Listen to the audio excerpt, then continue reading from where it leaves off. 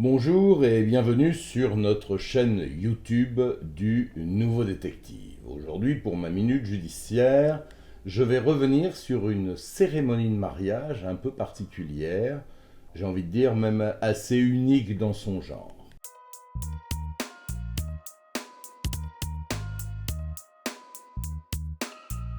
Les faits se sont déroulés à Mantes-la-Jolie samedi dernier, peu avant 13h30.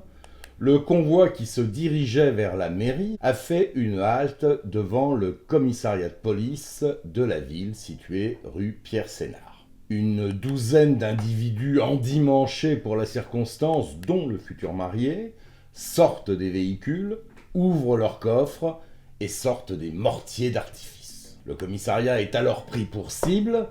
Les membres du cortège tirent une dizaine de mortiers contre le bâtiment.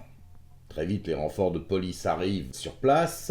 Les policiers interviennent, tirent plusieurs grenades de désencerclement et des grenades lacrymogènes également pour éparpiller les agresseurs, disperser cette foule hostile. Le futur marié et sa bande de bons à rien tentent de prendre la fuite avec leur véhicule, non sans provoquer plusieurs accrochages. Bilan, plusieurs voitures sont endommagées. Deux hommes, dont le futur mari, sont interpellés et placés en garde à vue. Au cours de l'intervention de police, 4 voitures du convoi de mariage vont être saisies, dans lesquelles sont découverts 28 mortiers d'artifice. Plusieurs sont des modèles interdits en France.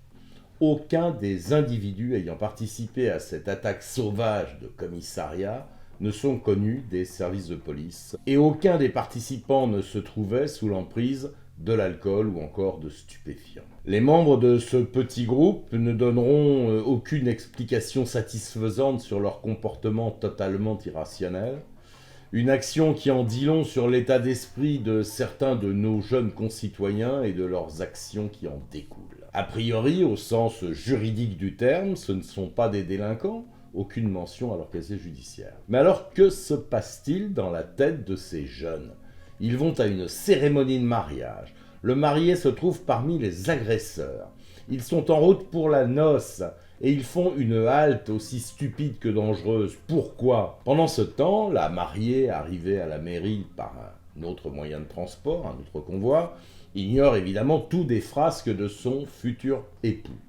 Le temps s'écoule, le maire s'impatiente, la jeune femme supplie l'édile de patienter. Le mariage devait être célébré à 13h30, la future épouse parvient à faire patienter tout le monde jusqu'à 17h, ignorant évidemment encore tout de la situation de son compagnon.